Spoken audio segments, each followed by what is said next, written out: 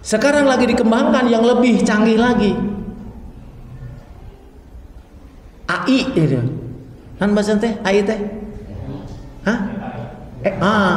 Namanya AI, AI. Nah, AI ya, artificial intelligence, di mana di setting intelijensinya melebihi intelijensi manusia yang paling jenius.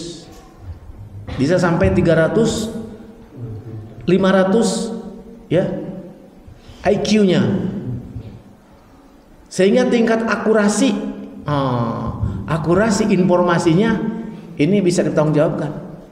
Ke depan kalau dipakai iya hadis sahih atau doib, nah gitu Pak, bisa dipakai untuk dasar hukum atau tidak, itu bisa. Bahkan ke depan dikhawatirkan oleh para konsultan. Kenapa? Konsultan malaku gitu. Ya, konsultan naon we pokona mah. Mending kena nanyakeun ka robot eta. Ya, karena tingkat akurasinya sangat tinggi. Assalamualaikum warahmatullahi wabarakatuh. Alhamdulillahirabbil alamin wa bihi nasta'inu ala umuri dunya waddin wa ala alihi washabbihi ajmain ambad. Ayyuhal hadirun rahimakumullah, usikum wa nafsi bittaqwallah wal fajr muttaqun wa alamu qala Allah ta'ala fil Qur'anil azim a'udzu billahi minasy syaithanir rajim ya ayyuhalladzina amanu taqullaha wabtaghu ilaihil wasilah wa jahidu fi sabilihi la'allakum tuflihun. Shadaqallahu maulana azim. Yang saya hormati Ketua DKM Masjid Al-Qurniah, yang saya hormati Ketua DKM Masjid Buhna Taqwa, yang saya hormati Al-Ustaz Kiai Haji Asep Inayatullah, yang saya hormati hadirin jamaah pengajian malam Senin yang biasa disebut panen ya. Pengajian malam Senin. Pertama-tama kita panjatkan puji dan syukur kepada Allah Subhanahu wa taala yang dengan kudrat, irodat, hidayah dan inayahnya malam hari ini kita masih diperkenankan oleh Allah untuk bisa melaksanakan salah satu kewajiban pokok kita dalam hidup di dunia ini, yakni thalabul ilmi. Mudah-mudahan kegiatan malam ini bertepatan dengan apa yang disabdakan oleh Rasulullah SAW bahwa thalabul ilmi afdal indallah minas sholat wa zakat wa saum wal hajj wa jihadu fisabilillah. Thalabul ilmi itu lebih utama di sisi Allah. Di sisi manusia gimana Pak? Tiris Pak, musim hujan gitu ya. Di dagoan jemaah, jangankan dari jauh Kang, jauh mah karuhan kebanjiran tuh ya. Udah deket ya ta. Ustaz Romiki dan kawan-kawan macet keneh wae ti madrasah ka dieu. Di sisi manusia mah loba tiris ya, loba kehalangan lagi. Tapi di sisi Allah afdal, lebih utama daripada sholat, daripada zakat, puasa, haji, bahkan daripada jihad fisabilillah. Kenapa? Karena itu semua tidak jadi ibadah kalau tanpa didasari oleh ilmunya. Sementara ilmu itu adanya dalam thalab ilmu. Satu, yang kedua, mudah-mudahan ya, sekalipun yang bicara bukan ustadz, bukan kiai ya, karena sifatnya sharing kita ya, tapi tidak mengurangi ya, mudah-mudahan tidak mengurangi keberkahan, tidak mengurangi kehikmatan. Mudah-mudahan metukan dengan apa yang disampaikan oleh Sayyidina Ali karamallahu wajhah.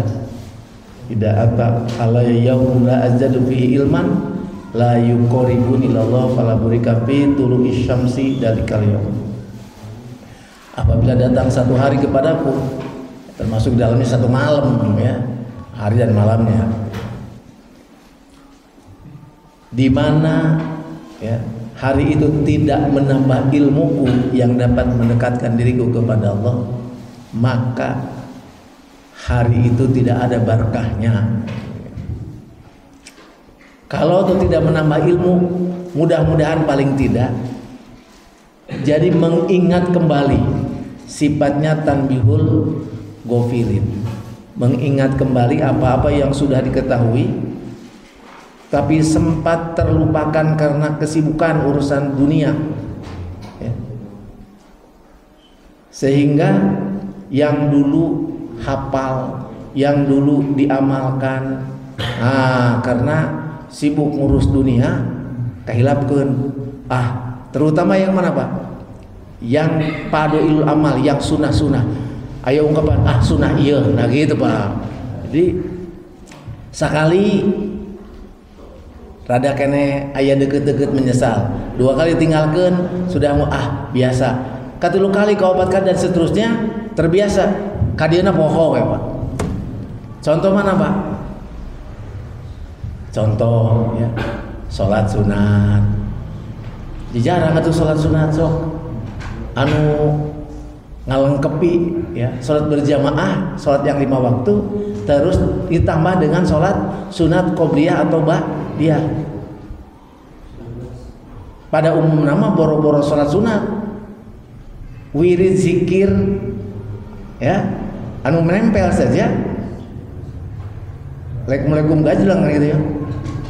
Kalau para ustadz, para kiai ngajarin ya, habis sholat itu assalamualaikum Allahumma anta salam. Kalau ini assalamualaikum Allahumma lantas jalan. Ada yang gitu di bejaan sunnah iya, padahal sunnah teh apa Pak? Turnuhun konsumsi udah jam. Sunnah itu sesuatu yang utama Bapak. Kalau dalam urusan dunia Pak, gaji pokok ditambah dengan lembur Pak. Kernu gawe gaji pokok wungkul, kernu aya tambahan gawe aya lembur Pak. Mangsa narima anu teu ngalembur teu narima aya hanjakal teu. Batur menang gaji pokok jeung lembur, urang ada penting mah gawena euy nu inti nah gitu Pak. Pas gajihan menang gaji wungkul Pak. Pasti Pak. Isukan marek ngajam hayang gitu ciga batur Pak. Eta urusan dunia Pak. Urusan dunia sok aya ngajam hayang siga batur ameh menang loba. Urusan agama jarang Pak. Batur kamari sholat sunat hayang miluan nurutan gitu ya. Batur ngaji hayang nurutan ngaji jarang Pak. Nu aya isukan dewe gitu. Isukan dewe teh aya kesempatan waktu. Masih kene isukan dewe gitu. Isukan dewe. Nah, mudah-mudahan paling tidak malam ini bisa memanggil memori terhadap ilmu-ilmu yang pernah dipelajari bahkan pernah diamalkan, sempat tertinggalkan karena kesibukan, sugan kapanggil deui tertarik untuk diamalkan lagi gitu, sehingga ngeyep amalan keagamaan gitu. Salawat dan salam semoga senantiasa terus terlimpah kepada junjungan alam Habibana wa Nabiyana Muhammad sallallahu alaihi wasallam, kepada keluarganya, para sahabatnya, para tabi'in kita semua, dan seluruh umat manusia yang turut dan taat kepada ajarannya hingga yaumil qiyamah. Amin ya Allah ya rabbal alamin. Ikhwan billah, obrolan kita pada malam hari ini kisaran hal-hal yang pokok dalam kebaikan. Ini disampaikan oleh Rasul dalam sabdanya yang ditulis dalam kitab Nashihul Ibad karangan Ibnu Hajar al-Asqalani.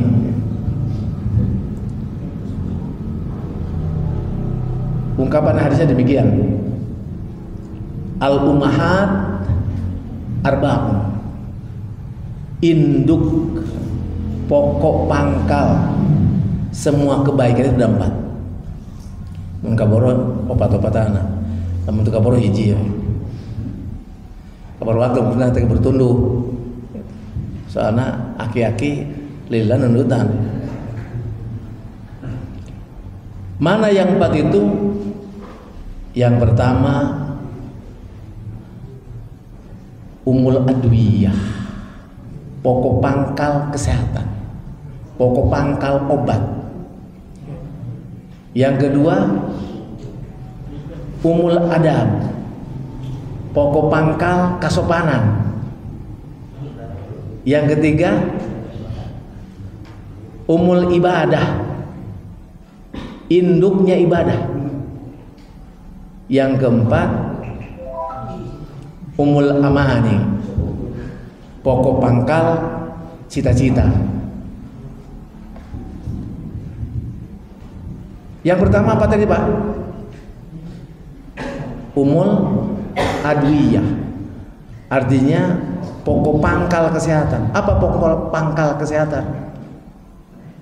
Umul adwiyah kilatul akli. Jadi pokok pangkal kesehatan itu pokok pangkal obat itu ya, adalah sedikit makan Pak. Dalam pengertian lain kekurangan dahar Pak, tapi cukup makan. Kalau merujuk kepada sabda Rasul, sunnah Rasul, Rasul itu kalau makan sebelum lapar, berhenti makan sebelum kenyang. Dampaknya gimana?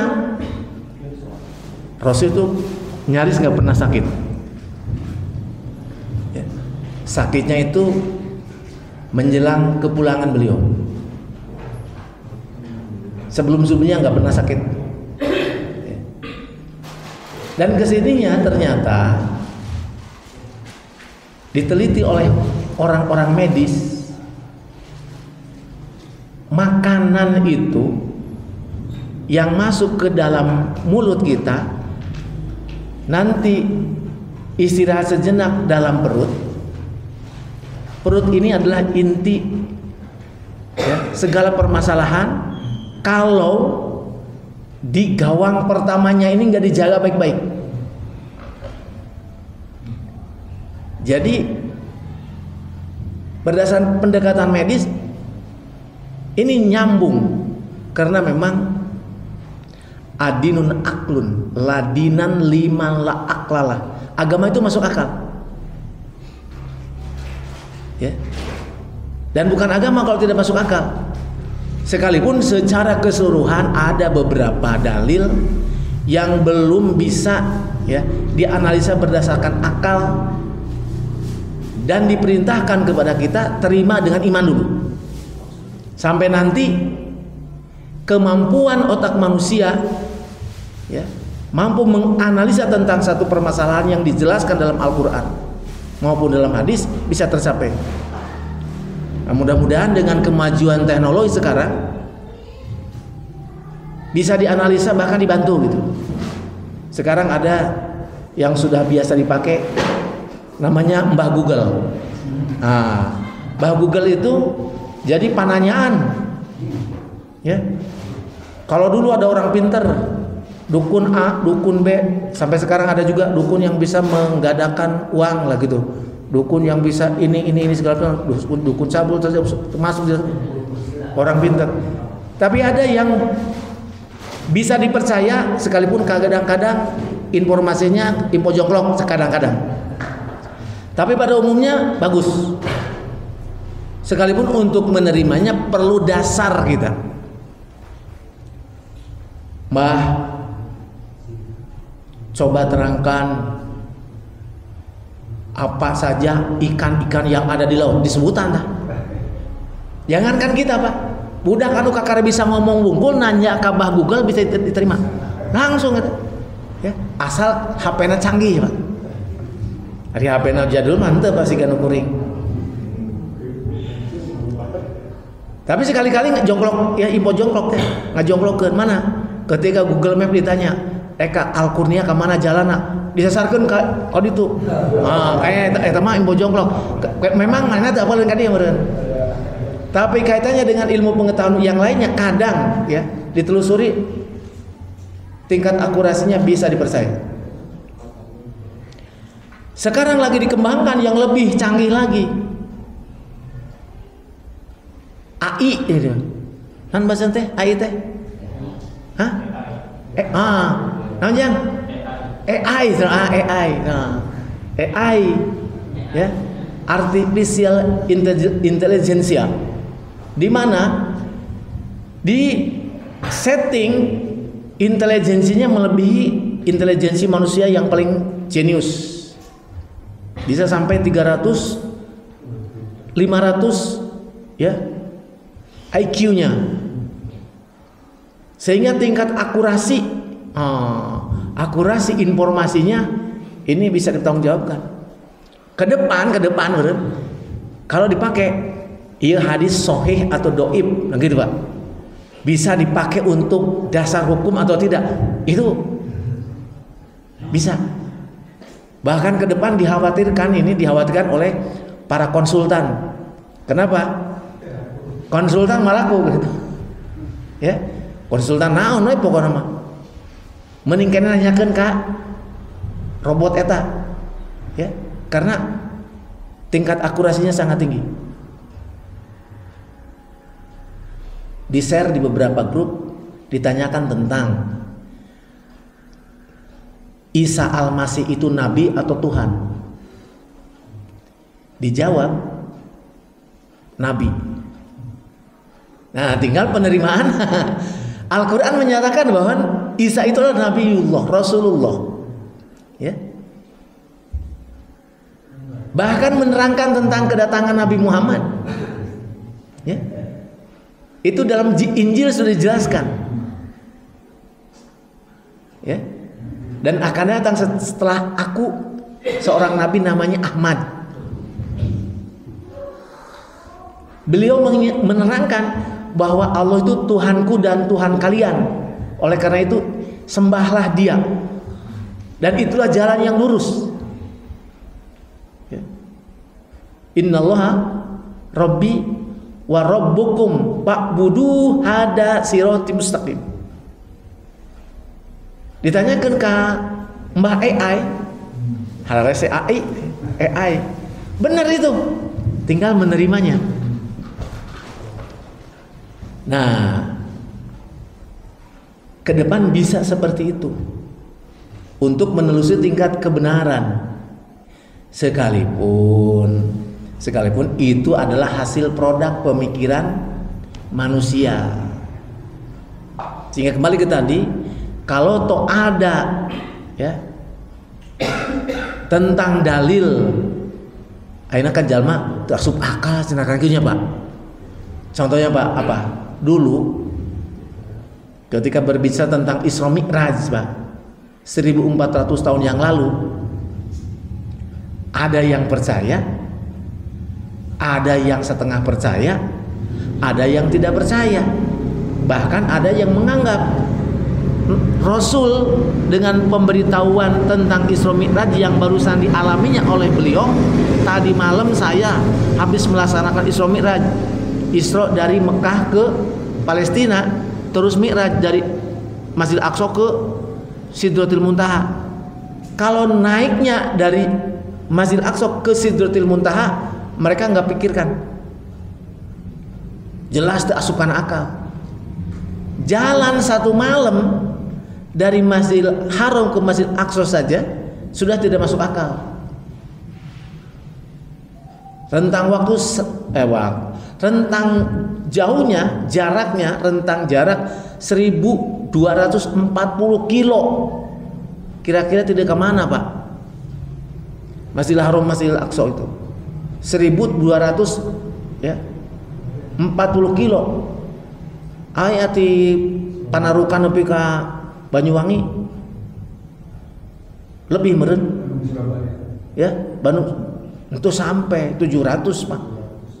Ya, 2 kali lipat. Berarti melebihi tungtung Jawa ke tungtung timur ke tungtung barat. Kereta api cepat itu sakit, Pak. Tapi seiring dengan waktu penguasaan saintek oleh manusia, sekarang kita disering-seringkan pala mun teu percaya ti Jakarta nepi ka Jeddah 4 jam setengah. Kekeh baheula mah dalam 3 bulan karena kapal laut kan gitu. Saya pernah ngobrol dengan teman-teman ya dari ustad-ustad kelompok yang sedikit agak jet set gitu ya. Tapi urusan yang seperti itu masih kurang nggak percaya. Dikasih tahu tentang perjalanan manusia menuju ke luar angkasa sana. Di sana ada yang disebut ruang hampa udara, penjajakan ke Mars, planet merah. Mereka udah mikir-mikir hijrah dari planet bumi ke Mars. Orang masih paciwali dia. Cuman herannya gimana, Pak? Mereka sudah penjajakan ke planet Mars untuk bikin coupling di sana, bukan di Nusa deui, Pak. Nusa mah terlalu deket, Pak. Tapi urusan anu remeh-temeh di Timur Tengah marbut ke naon, Pak? Minyak nepi ka ayeuna bebeakan, Pak. Melakukan tindakan-tindakan yang bertentangan dengan nurani manusia. Mana? Da Yahudi ngaran-ngaran perang di Timur Tengah, teu aya adab-adabna, Pak. Betul tidak? Nya aya nu keur ngungsi dibom, rumah sakit dibom, sekolah dibom. Nggak ada adab, tidak ada yang bisa membenarkan. Hukum internasional, hukum regional, jangan ditanya tentang hukum Islam. Kalau hukum Islam udah jelas kasih tahu. Ketika dilepas itu pasukan perang, wabil khusus ketika perang Mut'ah, itu Rasul memberikan arahan perang ke sana, tapi catat baik-baik, nggak boleh membunuh orang yang berkumpul di tempat ibadah. Artinya rahib-rahib nggak boleh, aki-aki ini nggak boleh diperangi, awewe teu meunang, budak teu meunang, tidak boleh menghancurkan gedung, tidak boleh memotong pohon, nggak boleh membunuh orang yang sudah ngangkat bendera putih. Ada adabnya. Dalam kondisi perang pun ada adab bagaimana harus ditaati. Di situ gimana? BHKB, ya, nggak ada adab. Sarua jeung nyempon soranana kan, Pak? Sana nyempon soranana, Pak? Amerika, Pak. Amerika keluar hak asasi manusia, hak asasi manusia, ya, dan kawan-kawannya. Tapi Israel dikirim senjata. Ayeuna sakedeung naik perang jeung Iran cenah. Geus dikirim deui ka ditu tuh. Tentarana, senjatana. Ya. Saya pernah ada itu orang-orang tokoh dari Amerika ngajarkeun HAM di lembaga pemasyarakatan. Saya ngomong, Tuan, ngajarin kami di sini ini tentang HAM. Bagaimana dengan negara tuan? Emang kenapa? Saya lihat itu di Guantanamo. Guantanamo itu penjaranya ya Amerika. Di Teluk Guantanamo. Yang ditahan di sana adalah tentara-tentara dari Timur Tengah, dari Afghanistan, dari Pakistan. Gimana Pak? Seperti yang diterangkan dalam Al-Quran. Dibelenggu Pak. Leungeunna diborgol, katukang. Kakina juga diborgol, ditambah ku belenggu terante nu disambungkeun. Ah tuh lempang gitu, ditambah gegendol gitu. Siang malam Pak. Sementara kalau Islam kan ngajari perlakukan baik terhadap tahanan. Welas asihlah kamu kepada para tahanan. Katahanan wae kudu welas asih, Pak. Komo kan nu merdeka, Pak. Itu Islam. Makanya berani ngomong, jangan ajari tentang HAM kalau kepada orang Islam itu. Kami sudah lebih tahu tentang HAM.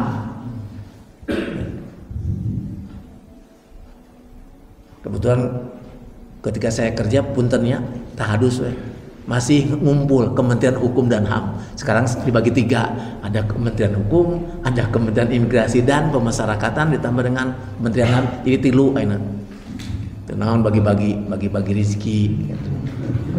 Ya kan gitu kan, kudunya bikin banyak pekerjaan biar banyak orang yang bisa bekerja. Tambah jabatan, tambah ayo nu gawekan jadi pejabat. Begitu Pak. Bapak nanti kalau jadi pejabat nih anak-anak bikinlah ya, description untuk jabatan agar nanti bisa dimasukin jabatannya berapa orang, terus apa? Pekerjanya sabaraha urang gitu. Inambah kan? Alhamdulillah. Jadi ada tenaga kerja. Siap-siap aja yang mau bekerja. Ya, yang mau atau yang menonton itu mau. Dan bekerja kayak diberi subsidi cina alhamdulillah ya. Kan kadang sih kajong-jonan gitu, kajong-jonan ya. Kembali ke tadi. Perut ini inti, Pak.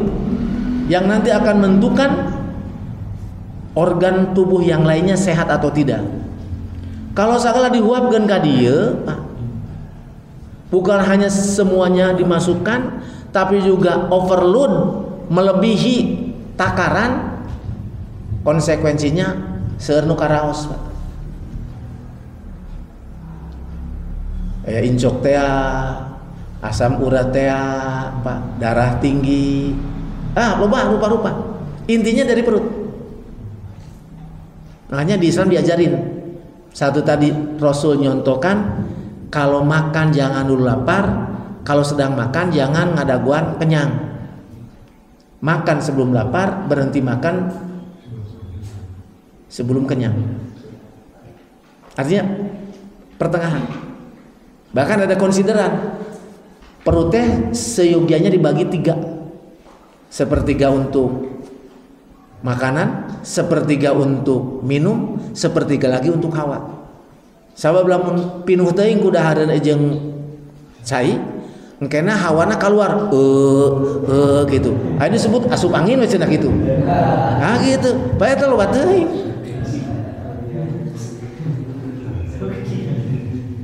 Ya. Yang kedua, disyariatkan puasa, Pak, saum. Saum umum, ada saum khusus dalam pengertian bukan tingkatan saum umum khusus bukan. Saum umumnya syariat. Saum tahun sabulan eta saum umum. Ya, Pak. Syariat miluan eta mah Pak. Kecuali anu kenging rusuh. Nu kenging rusuh sawae anu sapar ya. Terus anu teu damang, gitu Pak. Siapa lagi? Perempuan yang sedang haid, yang sedang hamil tua, yang sedang menyusui, atau aki-aki anu geus teu kuat puasa, eta mah kenging rusuh. Nu sejenna aku muslim puasa.